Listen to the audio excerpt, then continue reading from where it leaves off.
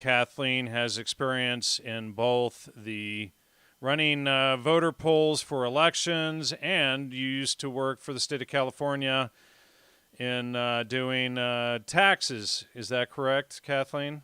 Yeah, senior tax auditor and investigator. And so tell us a little bit about yourself. How did you get to being here tonight?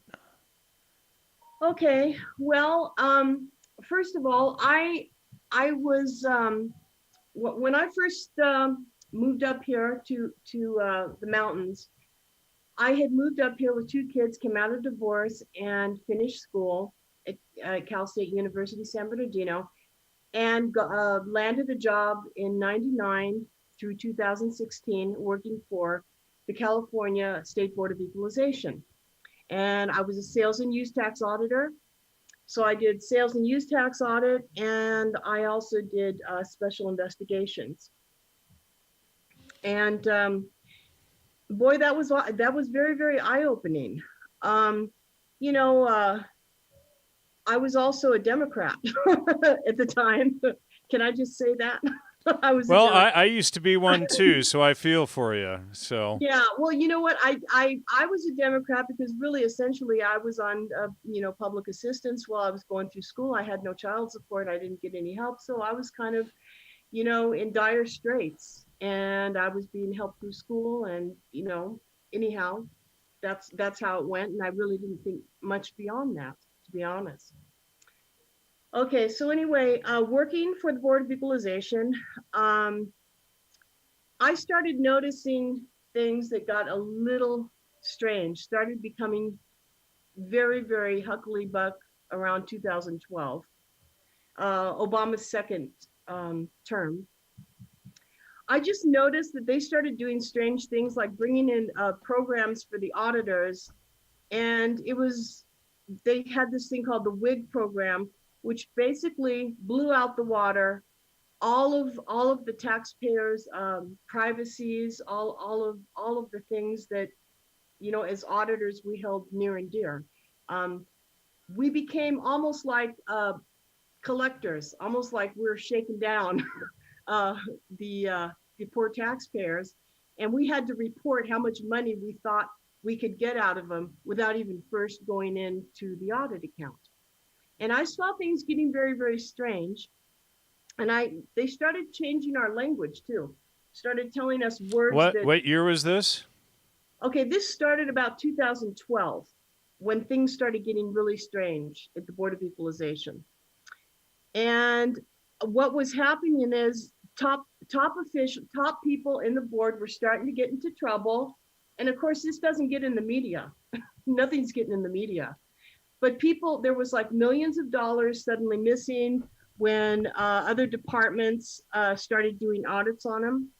Um, and and other things started happening as we were getting closer to the election.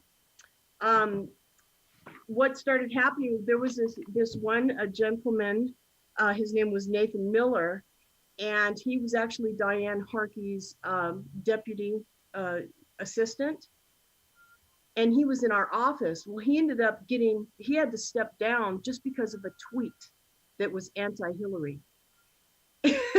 And we Well, all that's were. what the Democrats do. Is you're not allowed to be a Republican anymore or be anti-Democrat in any way or go after you, and they will attack you publicly and slander you and berate you and get you fired because I mean, they're tyrants. That's the definition of tyranny, is someone who will go after you and ruin your livelihood and credibility because you don't think like they do. Well, that's when I started really realizing something. This isn't Kansas anymore. Right. Okay. I mean, and there's a handful of us that were like looking at each other like Nathan just had to step down over a tweet. And so things started going very, very weird. And of course, during this time, well, in 2015 December, the shooter Farouk, that shot up he and his wife shot up San Bernardino. Yep. And he worked on the mountain at one Oh, of the local. yes. He worked at one of the local grocers up here. I'm not going to name the grocer. I don't want to cause any headache for No, but anybody. he was all over the place. He Right. was an inspector. Right. Okay. So anyhow, so what happened was his brother worked for the Board of Equalization. And guess where his brother transferred to? One guess, our office down there in Riverside. Wow. And he was bragging about his brother being the shooter, because you know that my brother's the one that shot all those people, right? Well, I'm an expert on Islam as well, and I've done quite a number of shows on Islam, and that's part of their beliefs. You're either to subjugate and charge the jizya tax to non-believers, or you're supposed to kill them. Okay, so anyhow, everyone is scared to death, and we're all trying to get, work at home, do home office and all this other stuff, because we're all freaking out, right? And the elevators are always breaking. So I'm just telling you, there was so much tension in this last year that I was working for them. Okay. Mm-hmm. So much tension. And Diane Harkey is having these crazy seminars that are basically helping her campaign on the taxpayer's dime. We're having to all show up at this reservation, Indian reservation. And anyway, it was just, and they were doing like brainwashing modules telling us things are going to be different in your world and you have to learn how to adjust, and this was just like so surreal. I was like, you know what? I don't think I'm going to last much longer here, because I'm starting to push back. I was starting to push back. They were trying to get us auditors to do very nefarious little audit procedures. And, I've been there for long enough, and I'm a good auditor, and I knew what I was doing. And I knew that what they were doing was absolutely shady. Right. And so I would do the pushback, and they said, well, you know what? You're not giving us the numbers that we want from this taxpayer, so you can't work at home anymore. See, that's what they do. They start punishing you and say, oh, you can't do this. We're taking away this. Oh, we're going to have to do case review now every week because you're just not getting the number that we think you should be getting, and then you call them out on it and say, you know how illegal this is? I'm supposed to be unbiased. But anyway, they were targeting small business. That's what they were doing. They were putting small businessmen out of work.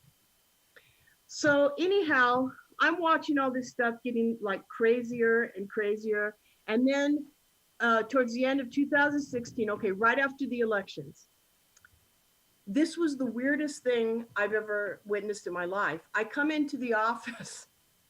There's maybe 4 of us that, were Republican by this time. Everyone's moping around and they got a safety pin on them. And they're looking like, stay away from me. Stay away from me. I'm not up for any conversation. And it was the weirdest thing I've ever seen. It was just kind of like, what's going on? And we determined they're wearing that safety pin because I guess they feel threatened now because Trump won the election. But anyway, I just thought the whole thing was surreal, out of touch with reality. And I was on my way out the door. I put in my paperwork to just get out because, and with all the nepotism and just everything, I couldn't take it anymore. So that's what got me out of there. But what was interesting is right after the elections, they tell us we had to wipe our computers clean. They were going to re-image them, okay?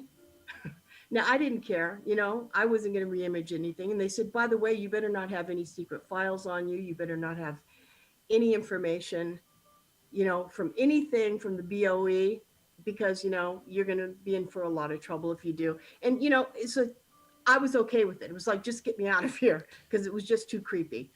So what happened was that next year, and again, the media, you don't hear much about this. Jerry Brown goes in there and basically disassembles the whole Board of Equalization and takes all 90%. I think I'm hearing music or something in the background. Is there any way that could be turned down? Yes, of course. Hold on. Sorry about that. No, it's okay. Is that better? Yeah, much better. It's kind of just annoying because I'm hearing I'm hearing that when you're trying to talk. Go ahead. So Jerry Brown comes in and dismantles everything. In 2017, and there's a link to it. It shows what they did, but Which link was that? And by the way, folks, I put a bunch of links to this episode down below in the show description. So which link was that? That was the first one. The very first one, auditor investigator. Equalization restructured. What you need to know. Equalization Board restructure. of The Yeah. very first one you sent me says auditor investigator. Okay, election integrity project. I'm not seeing. Okay, it's auditor investigator. That link, the one that goes to that. Okay, let me see what that pulls up here. Sorry. Board of Equalization restructured. What you need to Yes. know. Hold on just a second and I'll show that. So this is after Jerry Brown comes in. Well, Jerry Brown came in, pretty much dismantled the whole thing, took, most of the power away from them because the board members, because they were doing all kinds of favors and everything else for the constituents. And anyway, it was a mess. Okay. So they had us wipe our computers clean. Of course, by this time, end of the month, I'm out of there. They re-imaged everybody's computers. And then Jerry Brown turns around and restructures. Okay. And you're not going to hear of anything that happened in the media. I mean, people were being threatened if they said anything that they'd be fired. These are the top people. And anyway, it was a mess. Now, I met Jerry Brown once, and he's one of the most despicable people I've ever met in my life. I've heard. And what's funny is my mom met his dad when he was governor, and my mom said the exact same thing about his dad. I'm like, oh, we can compare notes. But yeah, he's just just an absolutely despicable person. And I couldn't believe that I ever even supported anything about the guy or, anything whatsoever, but just a complete scoundrel. So anyway, go ahead. Yeah. So anyhow, after this whole episode, I was feeling a little bit PTSD, seriously. I mean, the stuff that was going on around me, it was just, I couldn't believe it. So, I started trying to get myself interested in other things. Like I decided to go to a Tea Party meeting because I thought, why did they get targeted? Why were they targeted? Why did the FBI go after, the IRS go after them? What's the deal here? I wanted to start finding answers. I go to a Tea Party and they're the most wonderful people, the most positive people in the world, and patriots galore. And it was a very wonderful Tea Party rally. And then I discovered Election Integrity Project. They had a table up there and they were discussing it. Okay, so, and that's the third one here, correct? Yes. Yep. Sorry, I'm just trying to get that open for you folks. Yeah. So I decided, you know what, this looks interesting. So I got involved with them, with Ruth Weiss and Linda Payne. Okay, they were the ones that were heading it up, and they'd been doing this for like 10 years. Okay, so anyhow, what I did was in the 2018 elections, my job was to be like the crew leader. I had about 10 people that I sent out to all the polls, okay, up in the mountains here in this area. We had like 14 polls. I had about 10 people. And what I did was I broke it up. I made the schedule to where each person got 2 to 3 polls that they got to cover throughout the day. So nobody got too bored and they could hit all the polls and kind of be out and about. But my whole thing was I wanted to see whatever errors they're coming up with. I wanted to see if it was consistent. Like if it was just one person who came up with an error or whether it was all 3 people that visited these different sites at different times of the day. That was my objective. Okay. And so what they did was they would basically observe, and then they would report on their little reports. And we were using that as backup for election integrity. We were using that as backup for the Judicial Watch, Tom Fitton, lawsuit that he had that we were putting together for California, because the voter fraud was just absolutely rampant. There were too many problems. Is that the Los Angeles one? Oh yeah, that is Tom Fitton. Yes. Here, I'm just trying to. Okay, we're skipping over some of these links, so I'm just trying to show them on screen for folks. So The Tom Pitt- California and Los Angeles County to remove 1.5 million inactive voters from voter rolls. Settled Judicial Watch federal lawsuit. Yep. Yes. And so what happened was that was supposed to be a model for all the other 58, the 57 counties. Uh-huh. And so everyone got notice that, okay, you know what? We're blowing the whistle. You got a problem here. And really, as far as I'm concerned, that was just the least. In other words, they weren't going to fight this because that was the least of the problems. You know what I'm saying? It's like when somebody comes at you and takes a piece of the problem, doesn't take the whole big thing, you're more likely to agree to that and say, okay, fine, we'll take care of it, right? Right. So, so what's happening though is there's no way that they could have gotten all the voter stuff cleaned up, and they admit it. They couldn't get it cleaned up by the 2020 election. But they started working at it, sending out cards and trying to see if they got something back. If they didn't get something back, they take the person off the voter roll. Okay. So, that was a small victory, but what it was shining a light on a problem and getting it out there so people could see, hey, we got a problem here, because you don't hear about it. You really don't hear about it. Election integrity, doing that project for me was a real eye-opener.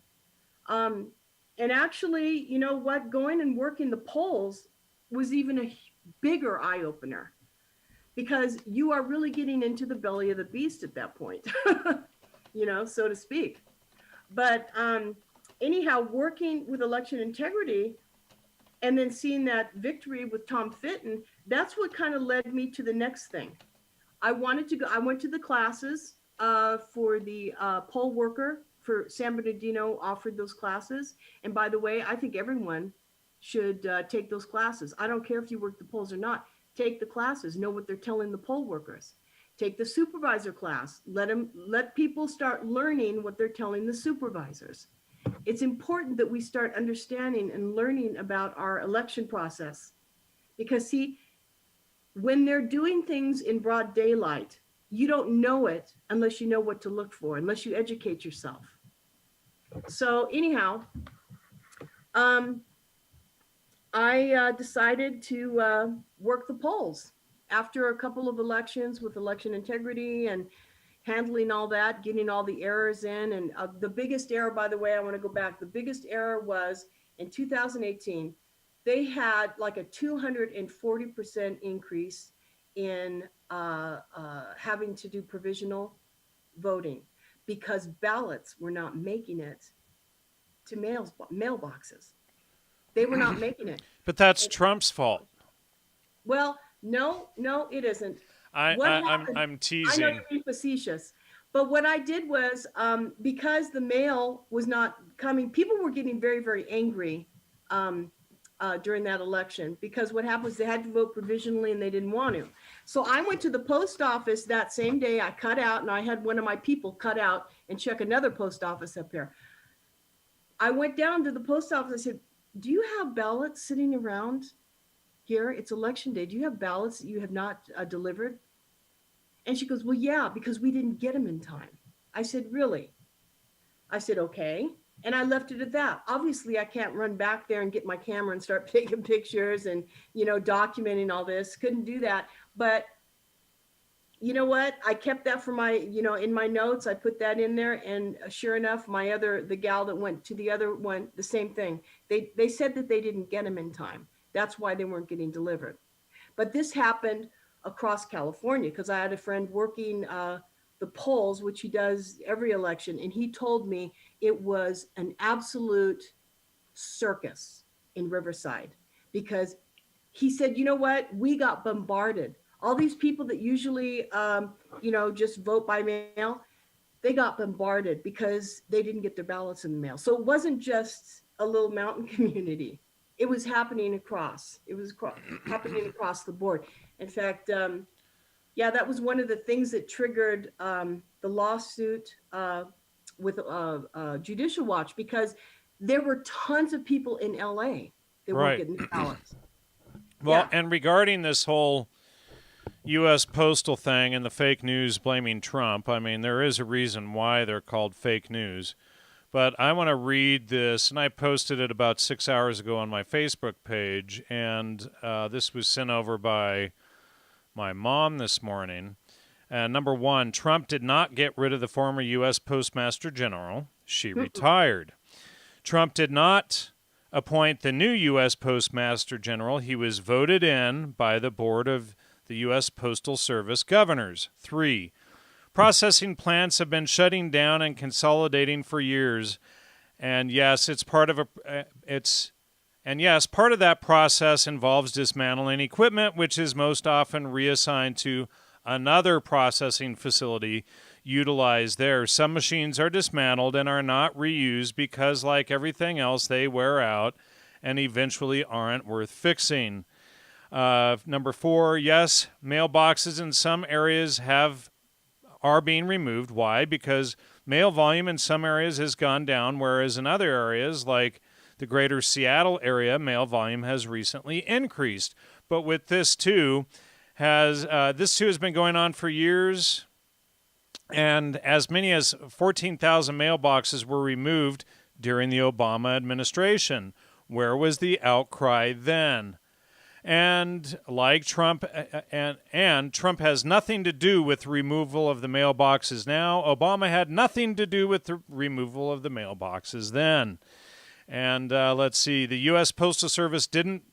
The U.S. Postal Service processing plant in Everett, Washington, handled all of the regional mail from the south border of Snohomish County to the U.S.-Canadian border. It closed in 2013 as part of planned consolidation. True, it was not initially to be the first plant in Washington to close, but that's how it turned out. The media had a field day with this closure and announced more than 300 employees would lose their jobs. How many actually lost their jobs? 0. The U.S. Postal Service is not in debt. At least not in the sense that almost all other large U.S. businesses are. Let's see, does the U.S. Postal Service have loans? Yes. Are they in default on those loans? No. 7, let's see, is and has the U.S. Postal Service been losing money for more than a decade now? Yes, but not for the reason most people think, and certainly not for the reasons the media reports. You know, and the left spends literally freaking everything to be about Trump, you know, and it doesn't matter. It's like, you know, Obama and Biden had kids locked up at the border with their parents, and suddenly Trump is a racist because kids are locked up, even though that, you know, and Trump is a racist for building the wall, even though Obama said that they needed a wall. The truth is the Postal Service is not losing money because of Amazon or any other tech company or technological advance is society. It's losing money because in 2006, Congress passed a law forcing it to prepay its pensions and health care benefits for 75 years in advance. Exactly. No other corporation, whether in government or in the private sector, has to do this. The U.S. Postal Service has appealed this decision every year since, during every administration, including the Obama administration, you dimwit liberals, and the shift in Congress, and it has never been repealed. This means the pensions and the health care benefits for people who have yet to be hired or even born, the U.S. Postal Service is required to pay and lock up every month in advance. Who bills them? Congress. Who controls Congress? The Democrats. Hello, people. It's not Trump. Try to pull your head out your little butt there. And it's a union. And they do so, and do they do so accurately? No. Many times Congress has overcharged the U.S. Postal Service the monthly amount they are to pay. Has the U.S. Postal Service ever been refunded the difference? No. So, believe it or not, with this law, the Postal Service would be turning a profit without this law. Number 8, when the federal government outlawed other businesses to handle the package business. Oh, wait. sorry, I misread that. When the federal government allowed other businesses to handle the packages business, DHL, FedEx, UPS, etc., these companies took the most profitable business and left the U.S. Postal Service with the least profitable, delivery to every household in the U.S. and all U.S. territories and even Puerto Rico and Guam, regardless of the cost of delivery. Believe it or not, the Havasupai tribe, I've been there, that lives on the floor of the Grand Canyon receives first-class mail and packages delivered by mules. No joke, folks. I've been there. That is in the middle of nowhere. No private company wants this business or any business for 55 cents to deliver door to every door in America, no matter the distances between the customers. Trump's Treasury Department did loan the U.S. Postal Service $10 billion at the end of July. Why do they need it? In addition to the reasons I already mentioned above, the coronavirus pandemic, it shouldn't even be called a pandemic, the coronavirus hoax has had a significant negative effect. Trump has twice said he would immediately sign a stand-alone bill to provide even more funding, but the Democrats in Congress, again the Democrats, folks, will not present a bill that does not include other stipulations such as stimulus checks provided to illegal aliens, mandatory voting by mail nationwide, and bailouts for the blue states with cities that have been damaged by rioting. Again, Democrat fault. And then 2 more points here. Every major private package delivery service utilizes infrastructure of the U.S. Postal Service somehow, some way, on a daily basis. The private carriers simply do not have the capability of handling all their deliveries from end to end without having the U.S. Postal Service help them out at some point. But the U.S. Postal Service is limited by Congress concerning the amount the U.S. Postal Service is allowed to charge these private carriers, and they are getting a heck of a deal. And then the last one, this is perhaps the most unknown of all. The U.S. Postal Service is self-funding. Yes, that means it is not funded by U.S. taxpayers. This has been true since the mid-1980s. The U.S. Postal Service revenue is earned, just like every other business, via sales of products and services. Any money given to the U.S. Postal Service by the federal government is in the form of loans that must be paid back. And are they low-interest federal loans? Yes, but why shouldn't they be? So, again, the media twists all of this and says that for voter fraud, Trump is doing all of this stuff. This is all smoke and mirrors, folks, that, and I had some guy, Jay, at the start of the show post something. It's the Republicans doing all of this to suppress black and minority votes. That's a complete lie. That's fake news reporting this stuff to trick people who don't investigate and fact check anything for themselves into believing total rubbish and nonsense. And by the way, the Republican Party was founded primarily by blacks in 1854 as the anti-slavery party. The Democrat Party was the slave masters' party. Go ahead, back to you, Kathleen. I agree with that stuff. Yeah, definitely agree. Okay, so when I decided, after all I was seeing, I thought, I'm going to work the polls. So I did. I got in to work the polls. I was hired on.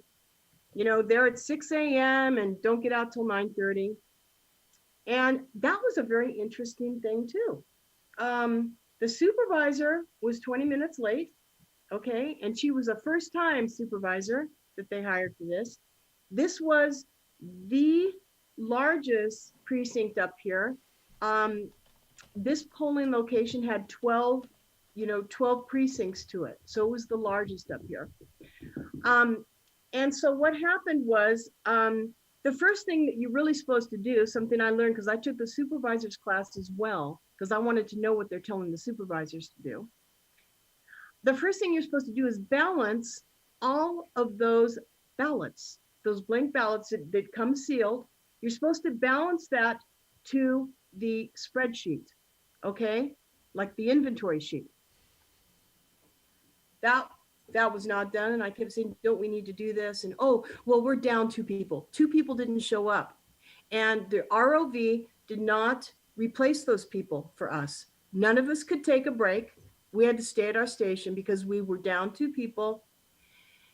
They had people on standby that they could have brought over, but they didn't. And by the way, a service is the one that does the elections, at least here in San Bernardino. I don't know about the other counties, but there's a service, an outside service that does the elections.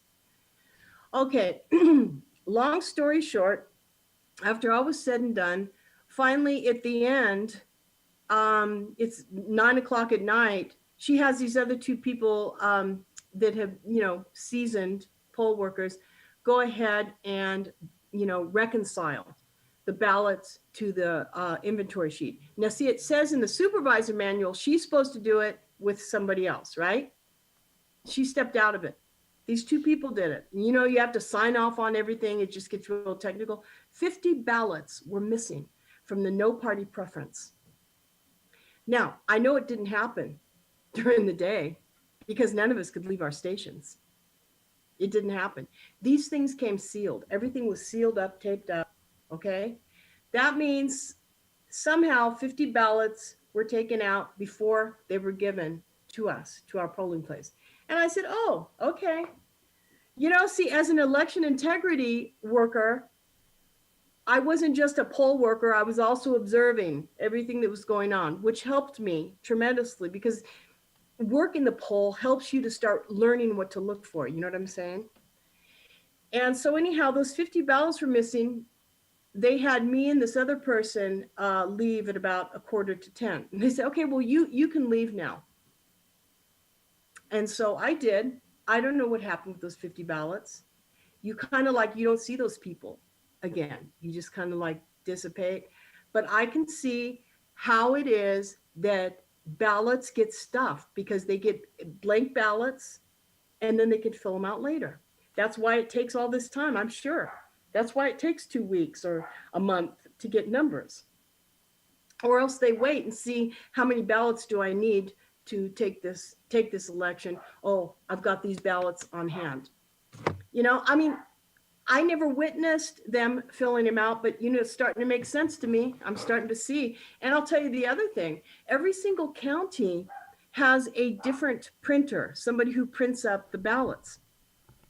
And these people that print up the ballots, they have to go through a whole process of getting certified. Like there's a certification process that they go through. But each county designs their own ballot, okay? So they don't have a consistency thing going throughout the state of California. It's all different. And who's there auditing or tracking what these ballot producers are doing? Who's out there actually regulating that? There's just not the transparency. We don't know. As an auditor, I remember one time I caught somebody with a second set of books because he accidentally put his second register tapes accidentally into the source document box that I was looking at, and suddenly saw this other source document and said, hey, you've got another register, don't you? So how do we know? How do we know that they're not producing extra ballots? You know what I'm saying? Who's so now, and that was just in this district, the 50 ballots were missing. Yeah, so then if you spread that across, what was there, 33,000 districts across California? You know what? I could not verify that because when I went to the website, the ROV SOS, you know what? That should be readily available information for anybody to find. Guess what? It's not there. Wow. Do you know, trying to find out how many precincts we have across California? I sent them an email. I have not got an answer back. I sent them an email. I said, I want to know how many polling places we had in 2018 across California. I'd like to know how many precincts we had. How many precincts in the state of California, and also how many in San Bernardino, because I wanted to extrapolate for myself. There were 50 missing ballots at one polling place that had 12 precincts in it. Now, how do you, and then of course the Democrats want this mail-in thing, but the masks are supposed to work, so there's no need for that. But well, see, the thing And here I'm trying to keep up with you with these links and searches that we have to share. Okay. So, U.S. Postal Service software issues lead to ballot problems. So, what can you say about this search? And apparently, all of the so-called, the ballots that are sealed in these envelopes, the envelopes are marked with a D or an R rather than being totally anonymous. Okay, well, here's what's happening. That happened in Florida. In Florida, a voter noticed that it had a D or an R in it, depending. Her husband, I guess, was a Republican, she was a Democrat, or vice versa.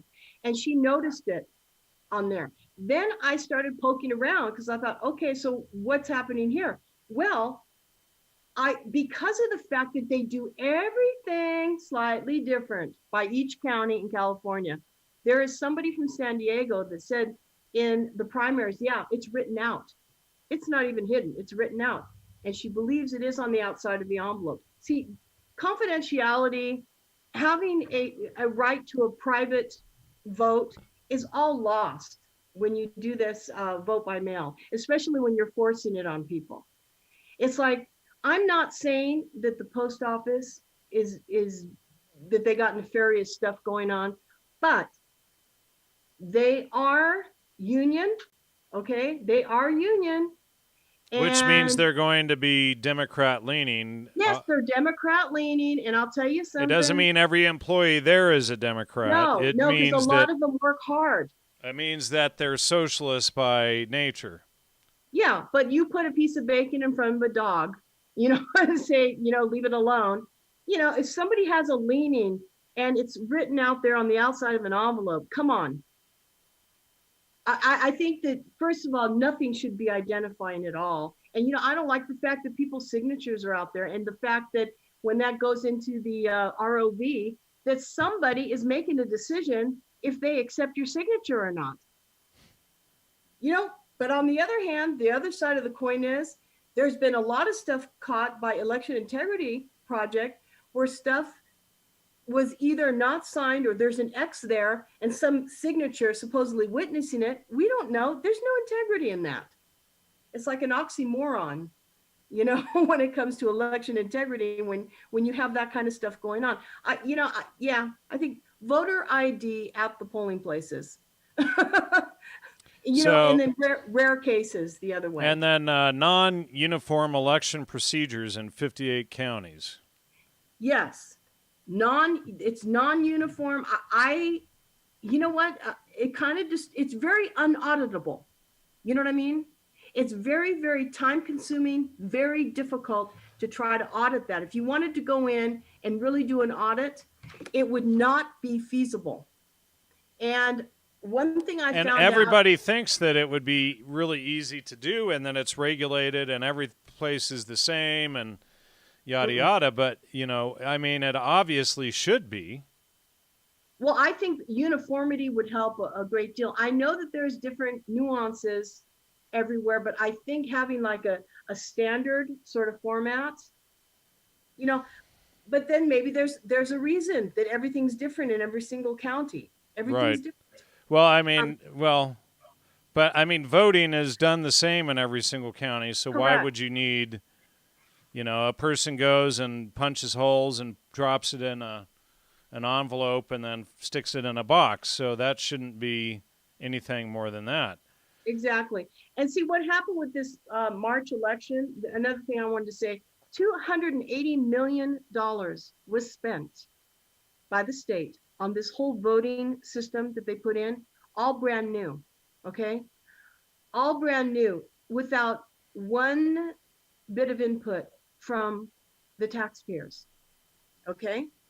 They installed, and you know what, trying to audit what they're doing, that's a whole nother thing too.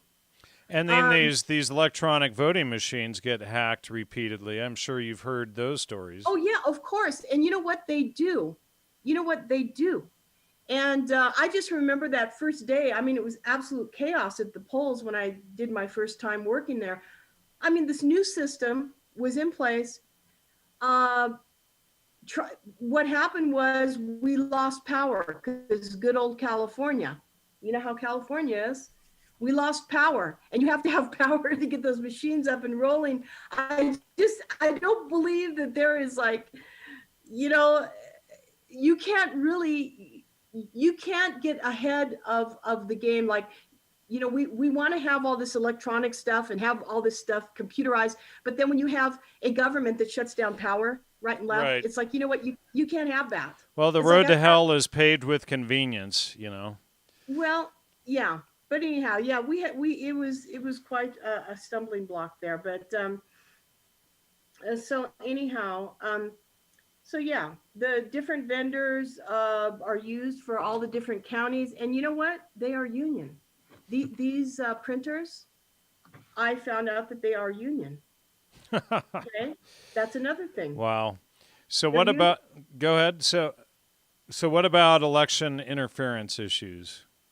Okay, well, I'd like to talk about Google. You know, there was a Project Veritas. I know you know about Project Sure. Veritas. Well, they did an undercover investigation.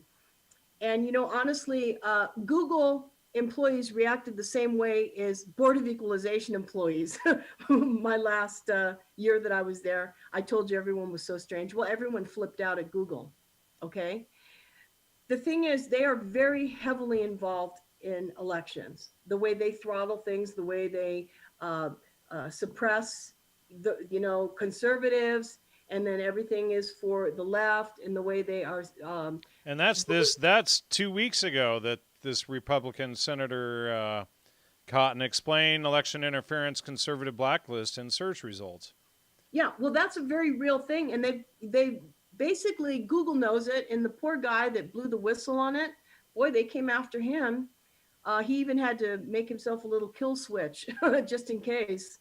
But you know what? They came after him, and I guess he's still around. He's just doing a simpler life. He left his job at Google, but boy, they hunted him down. Now, why do you suppose, and of course this is all Saul Alinsky's rules for radicals crap, but Right. why do you suppose that the left is always, and it's not to say that have never been any Republican voter fraud scandals. I've got some pulled up over here on this screen that I'll show later, but Yeah. the majority of these big things are done by leftists. Facebook is left, Jack Dorsey at Twitter is a leftist. These are staunch leftist, communist organizations that promote, heavy communist socialist agendas. Yeah. So why do you think that it's mostly the left behind it, and why do you think they constantly? I guess I'm kind of answering it in the question, but Well, no, why are they constantly baiting and switching it onto the Republicans? okay. Well, first of all, they have an ideology. Okay, and it's gone further left. I noticed that when I was working inside the government, they were always lefty, but they've pushed further over lefty. Right. And you know what, it's a control thing, it's a power thing, it's a control thing. And the thing is, people are paid off. There's people that are threatened. People people go along with this because they're afraid. That's a big part of it, but they're bullies. The left are a bunch of bullies. Okay, and it's pretty much apparent, especially the way they acted after that election. But you know, it just became more amplified. But you know, why do I think they're like that? Because they are going for that one order. They're being funded. Ask who's being funded. Who is Pelosi, the four families that have taken charge of California for 80 years? Who is behind these people? Who is funding all of this? There's a giant agenda, okay? And it's a very, very organized, a very, very well organized, orchestrated agenda that's going on. And it's no surprise when you look at what's going on in the blue states, what's going on with them right now. They have been packed between the courts, the city council, the school board, the governors, the mayors. You know what? It's like they're all in line. They're all in line. And that's how they stay in power. Right. Because it's a good old boy system there too. Right. And if you don't go along with their program, you're out. I felt like an outsider working inside the state government. I really did. So I'm gonna show a couple of websites on screen here while you're let me talk for a second. So this one is the Daily Signal. Database swells to 1,285 proven cases of voter fraud in America. That's from May 9, 2020. And I think it's probably a lot more than that, but those are the proven ones. And then we have the voter fraud map, and or this is heritage.org, voter fraud, and then you can search by state how many different convicted cases of voter fraud there have been. Valid petition fraud, false registrations, buying votes, ballot petition fraud again, ineligible voting. So this goes on and on here, and I'm just showing California on here, but we can select, let's take a mostly conservative state. I don't know, let's take Tennessee. And Arkansas. Well, here's Tennessee. There's only a handful of cases here. 2005 to 2019, they have 10 convicted cases: buying votes, ineligible voting, false registrations, illegal assistance at polls, miscellaneous, and impersonation fraud at polls. And Mary Lou Simpson was convicted of that in 2005. Brian K. Wormy Hodge, good name, was criminally convicted for buying votes. Let's see here. Arkansas is at the top, so we'll look at that really quickly. And we only have 3 in Arkansas since 2002. Larry Gray, criminal conviction, fraudulent use of absentee ballots. And then 2012, fraudulent use of absentee ballots, buying votes, criminal conviction, David Pruitt, duplicate voting, and that was 2016. So interestingly, I wonder how many red state convictions there are compared to blue state convictions. Well, the blue, you know what? I'll tell you, the Democrats have cheated for decades. That's just how they roll. That's just been. Well, I agree with you, and I've exposed on this show for years how the left is actually Satanism, but that's a whole other topic that goes way deep. That's not, Satan is the father of all lies. But, I just really quickly, I want to cover a couple of these, then I'll pass it back over to you. Kansas Republican Representative Steve Watkins charged for voter fraud. And that was a month, 5 weeks ago. So it's not just Democrats that do it. Occasionally, Republicans do it as well, a lot less often, apparently. And then this is, I'm sure that's the same one. Okay. Well, you know what? Remember that whole little phrase, it takes a village? Right. Remember that? Well, see, the thing is, as you're going on, it's like it's these laws, the major laws that are affecting voting in California, for instance, that are facilitating this. Right. There's laws passed 2013, illegals get a driver's license. 2015, the new motor voter law, where they automatically register somebody. 2016, a ballot harvesting is enabled. Do you see how it's like all the laws? It takes a village. It takes everyone working together to create this fraud. And it takes one village idiot to sign the laws into effect. That's right. That's right. And in this state, you call them new scum. I think I call them nuisance. But here's one. This is from April 21, 2020. This is from the Daily Signal. Mm-hmm. And just, for those out there who think voter fraud is a non-issue, 15 election results that were thrown out because of fraudulent mail-in ballots. 15. And so you scroll down here, and they have a number of them. North Carolina Board of Elections decertified the outcome of the 2018 race in the 9th Congressional District. 2018, Dennis Jones beat Tracy Gray by 1 vote in a Republican primary, and then Tracy Gray ended up winning by 404 votes when the election was redone. Oh, that's typical. Yeah. Right. And then 2018 Texas case, Armando Ocana seemingly won a runoff race with mayor in Mission, Texas, beating incumbent Norberto Beto Salinas after strong evidence emerged of Ocana's campaign had bribed voters, blah, blah, blah. So that election was overthrown. 2017, Eaton, Florida, Mayor Anthony Grant was convicted of felony, and the governor threw him out. And then 2017, Alabama state judge reversed the result of a race for Wetumpka City Council, in which incumbent Percy Gill appeared to have won by 3 votes. Gill's opponent, Lewis Washington, contested the outcome. You know, it's like these people think if they lie just a little bit, they won't get caught. You got to tell a really big lie, like Hitler said, and then nobody will question it. Exactly. And then trials showed 8 absentee ballots cast for Gill had either had a forged signature or weren't notarized. And so 2016 race for mayor of Gordon, Alabama. 2016, Missouri State Representative Penny Hubbard won the election. 2016 Democratic primary in the state's 78th House District by just 90 votes. Her opponent, Bruce Frank Jr., contested the outcome over a lopsided absentee vote tally. And then Frank won by 1,533 votes. So there's a Democrat. I guess that was a Democratic primary, so they were both Democrats. But Democrats even defraud other Democrats. Oh, sure they do. I mean, of course they do. Don't you remember what happened in 2018? Well, here's this one.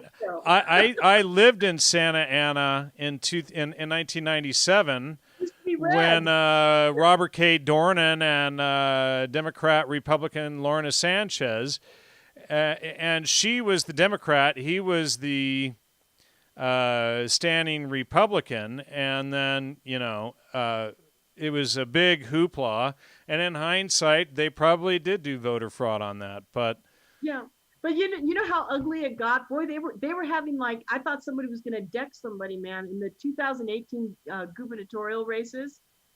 Do you remember what was happening? I mean, it was Villaraigosa. Oh, he was like saying, "I'm being cheated. They're cheating me," and all this other stuff. They do.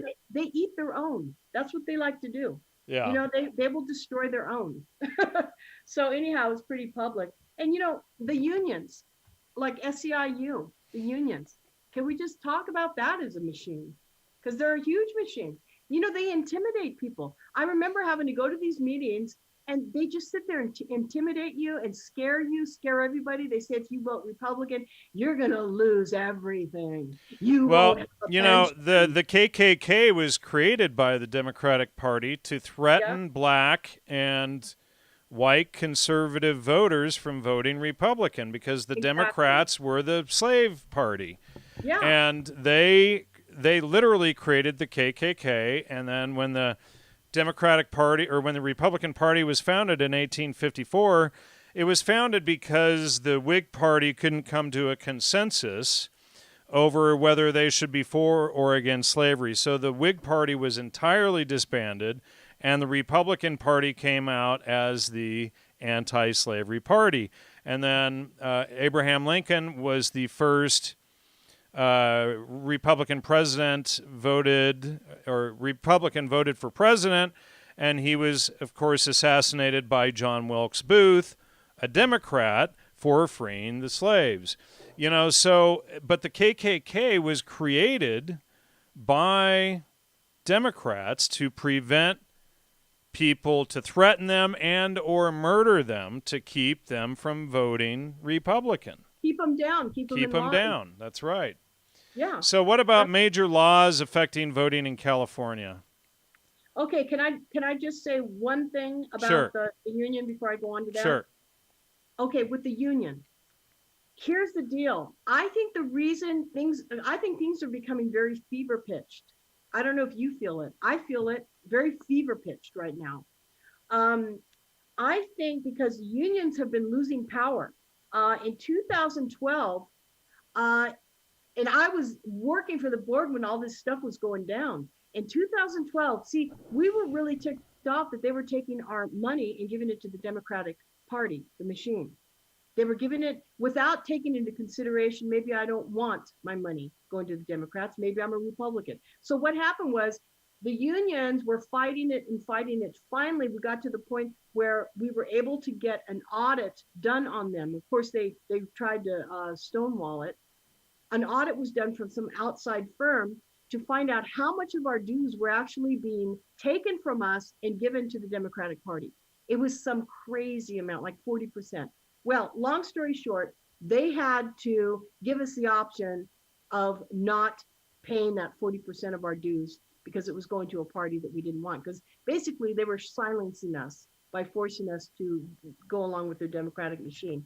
Then in 2018, oh my, the fights continued, and finally it got to the point where there was a law passed that said they cannot force somebody to join the union in order to have a job with the state of California. Because see, they were forcing us. Either we had to pay all the dues and not be a union member, or we had to pay the dues and be a member, but they wouldn't allow you to work for the state of California if you didn't pay dues or be a part of the union. So that got axed. So anyway, okay, so going on to laws that kind of play into some of this voter fraud stuff. You asked earlier, it's ballot harvesting is the big one. It's the ballot harvesting. Yeah, describe what that is. I've seen that term pop up a number of times. Okay, what happens is anybody could go collect votes from any place, anywhere, and be able to submit those in as valid votes, as valid ballots, okay? And what's happening is there is no integrity whatsoever in that. You don't know where those ballots came from. You have no idea. Right. You know, some of these people were going into, there's a lot of senior citizens homes around California. Some of these people were going in and harvesting ballots at senior citizens' place. And, you know, I don't know if we could get those numbers, but I think one time I had those numbers, but that's a lot of people. That's a lot of people throughout California. And I think that was abusive. That was pretty much elder abuse. I don't think they should have been allowed to do that. But the harvesting, you just don't know where those ballots are coming from. Some were discovered in the 2020 election, March. They were just scribbling a name and then an X because they changed the laws and said that somebody who can't sign their name can put an X on those ballots. Okay? They could put an X. Wow. And then somebody could sign their name and say, oh, I witnessed it. Well, they found tons of those. They found tons of those. Nobody knows where the ballots are coming from. This could be the ballots that are sitting, and I hate to accuse, but I'm sorry, my mind goes there. What about the ballots that were at the post office that there was no place to send them to? Where did they go? Where's the transparency? You know what? Wouldn't that be a perfect little ballot harvesting thing to do? I mean, I think that the fact that they're really not traceable. There's really nothing tying that ballot into really anybody. All the ballots, this is insane. I can't believe that Newsom has made this an all mail-in ballot thing. He's mailing them to 20 million people. We don't know who these people are. That's the idea. You know, we don't know. Well, the thing is, we don't know if they're dead. A lot of people left California. There's probably 500,000 people. Well, the California population has dropped by 5 million, even with the influx of illegal immigrants, because everybody's so fed up. Yeah. So think about the cluster screw that this is causing. Right. I mean, think about what a mess. Right. And look at who's in the middle of the post office. Now, I saw a video the other day that somebody said this was the actual plan because, in January, if there's all of this voter fraud investigation going on, then Trump and Pence have to step down, and then Pelosi becomes president. I heard that. I heard about that. So, if there is no clear winner for the election, if they can drag it out with voter fraud and mail-in fraud and stuff for months, then that works in the Democrats' favor, and then we get this, bag of nuts Nancy Pelosi as president.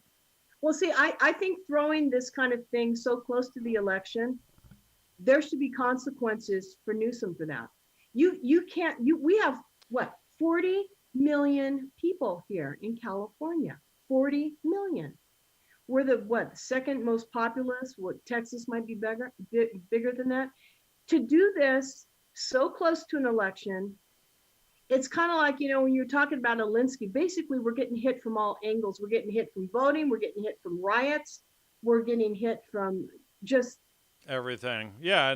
From COVID, they're coming up with draconian stuff. I mean, we're going to end up like Melbourne, Australia, if we don't slow this train down. It's like a runaway train.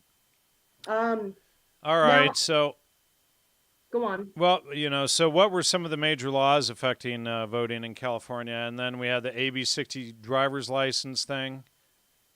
Yeah. We had the AB 60, and that was in 2013. And if you look at how close together these dates are, too, 2013, 15, 16, it's like things that are affecting directly our voting. The illegals get a driver's license, and then when they go to renew it, I think that they might have even, I don't even know. They were discovered. I mean, Alex Padilla did admit that there were illegals voting in our voting system, that they were registered to vote. Okay, so how's that happening? They're doing that at the DMV.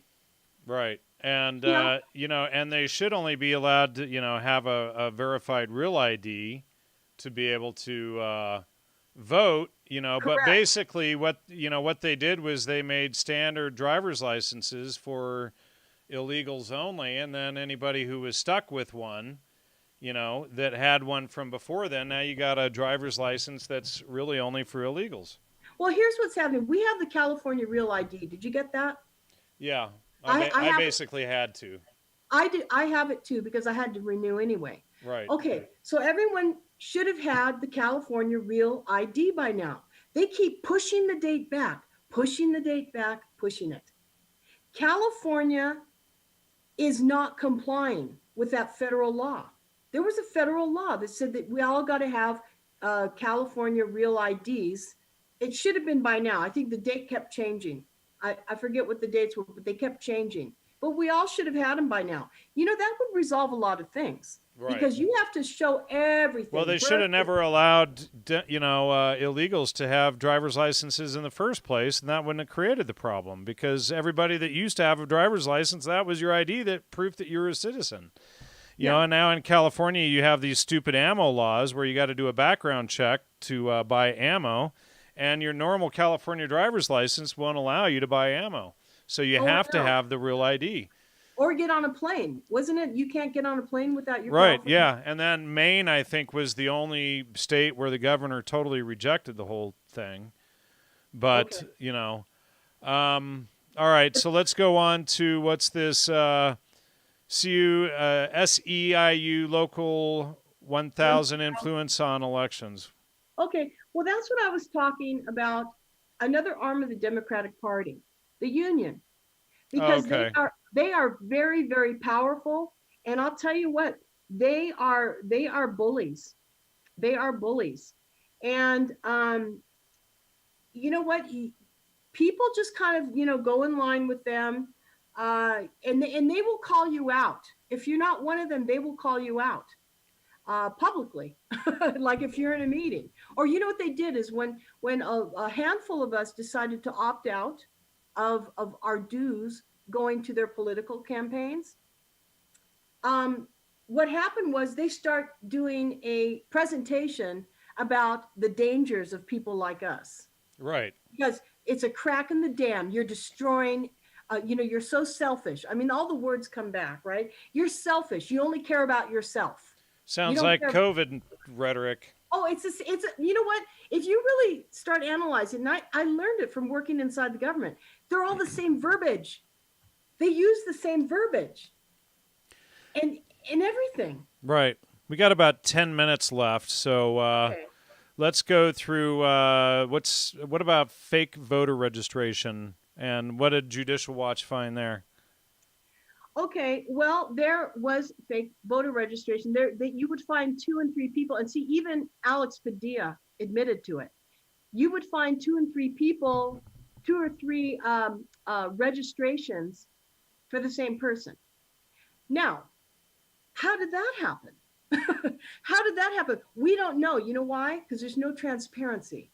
Because we cannot go in and do any meaningful audit because they're pretty tight-lipped. I mean, you know what? It's like what's happening with Judicial Watch. If you ever talk to Tom Fitton or ever hear him, trying to get any information out of these organizations is like pulling teeth. Right. It takes forever. But you know what? The DMV, you know what? That is such a broken system. And you know what? Nobody can really get in there and fix it. That's what they say. I think we just don't have the right people. But nobody can get in there and fix it. My kids were caught up in a DMV thing once. It's like you get caught in the net. They ended up just moving out of state. But Like everybody else. well, like all my friends, their kids, most of them are out of state because they gave up here. Yeah. They gave up. Well, We're this losing is a no whole longer a generation. place to raise a family and whatnot. This is a No. place where people without families beg for handouts, and the people with families have to pay for all the handouts. So Exactly. So we're losing. Believe me, we're losing almost a generation of youngsters. My generation's kids have left yeah, California. yep. So Exactly, and just I hardly know anybody who's still I've had a number of good friends leave the state. me too. So Equifax hacked by China. Talk about that. Oh, remember that giant hack? Of course, it's a little blip in the news. 147 million Americans had their identities stolen. Okay, I've got a date back there somewhere. Yeah, I've got it. I'm showing it on screen here. Okay, yeah. You know what? And then, what was it? A few months back, 20,000 fake IDs in the first 6 months of yes. 2020, and that's just Chicago alone. That's just what they caught. Right. We don't know what they didn't catch. Just like the DMV, we don't know how many illegals are registered as voters because there's no transparency. Right. But anyway, so here's what's going on. This hack that happened in China, they've got all of our information and it's coming back. Why is it coming back? What are they using it for? Do you know what I'm saying? Right. It's like, what is it being used for? It's obviously, this is. Well, and then you have all these communist Democrats, and then you have the Communist People's Republic of China, and they're probably all, working hand in hand, helping get ready for the next mass genocide. The left Well, like is. I said, it takes a village, right? It takes a village. Using it in that context, they're all working together, but Right. it's not our benefit. Right. So anyhow, yeah, that Equifax hack, and then you start seeing all this stuff coming from China, originating from China, all these nice little fake IDs. Right. No So- surprise. Yeah. So anyhow, and then the effect of a little. Okay, there was also another law. They allowed illegal aliens to vote in school boards. Well, let's talk about the school boards. Let's talk about the unions, the teachers union. What is that? What is that? It's democratic machine. It's part of Yeah. the democratic machine. So what did they do? They said, okay, well, illegals can vote in the school boards. Now, you didn't ask me if that was okay. No, we're not being asked if that's okay, but they're just imposing those laws. They're Right. imposing those laws. Oh, and you're a racist if you don't want illegal immigrants. I'm a racist. Yeah. So what it is, it's what I call it is a crack in the dam. What they do is they create these cracks in the dam, these laws, Oh, well, they can vote in the school board. So it's not a far cry to start saying, oh, they can vote in, the primaries. Oh, well, why not? They're here too. They're citizens. They're part of the USA, blah, blah, blah, blah, blah. And it's like, you know what? They're just ignoring laws. Just like when I was working for the state, suddenly there were no taxpayer privacy laws. There were no laws about, the ethics that we were supposed to follow as auditors. Suddenly everything starts dissipating. The Right. same thing's happening. It's happening in the blue states. They're ignoring the laws, and it's a free for all. So, and the unauditability, or taking being accountable for what's going on in these government controlled entities, they keep growing. In the Board of Equalization, did you know what they do? Here's how they operate. What they do is they hire on a whole new department, whole new entity, so that their buddies can all get promoted to all the high positions in these new entities. And they're all overlapping. They're doing this. Right. People are knocking elbows. Hey, that's my area. And it's like they put in these people that do not have the qualifications or the degrees. They're hiring their buddies, their friends, their mothers, all of their relations. The nepotism is rampant. This is what they do. They keep growing these organizations. Okay. So while you and me, we struggle, we got to pay our bills. They just Yeah. keep growing the organizations, overlapping. You don't need all these people. They're all getting benefits. So let's talk about this really quickly, and we've only got about 5 minutes left. Poll: 13% of illegal aliens admit that they vote. Yes. Yeah, that was a poll. And they're admitting it. And so if you think about it, why wouldn't you want to? Because, there's laws that are affecting you that you can get more services, more state services. You want to get those fake IDs too when you come over, because you can't get anything without the fake IDs. Right? It's a business, Jan. It's an underground business. They buy and sell. And meanwhile, they undermine everybody that worked their butts off to get here legally, right? Well, of course, they don't care. The thing is, they want to get on our system. Right. And they milk the system, correct. They milk the system. So what do you said the DMV, the Democratic Machine, is that the one you were already talking about?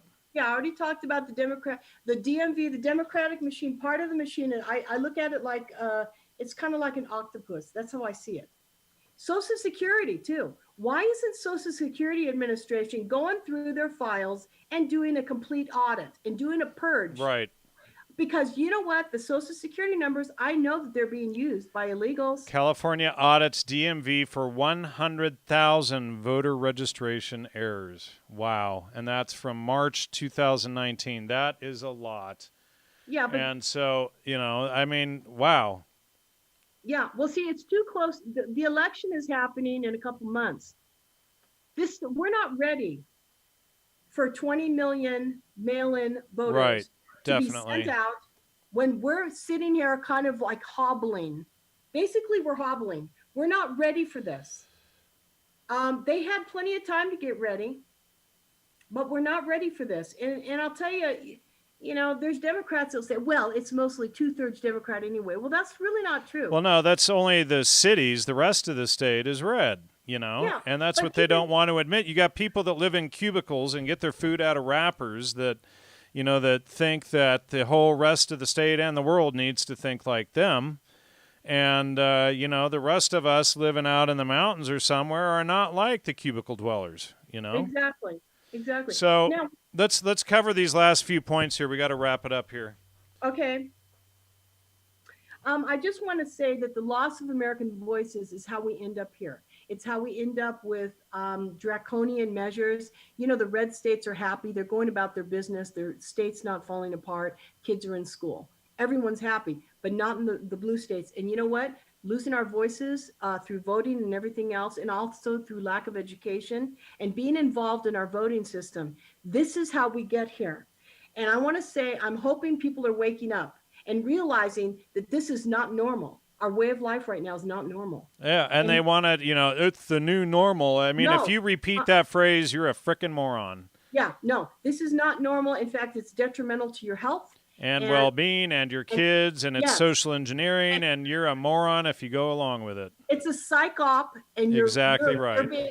you're being a Yep. very bad parent. Right, exactly. I saw this father and his kid, or maybe grandfather and little kid. Little kid was probably 4 or 5, Oh no. walking downtown today, nobody else around, and this little 4-year-old had a freaking mask on. See, that's abuse. That is child abuse, and I almost pulled over and yelled out at the guy, "Take the mask off the kid. You know, I don't want to see your child abuse."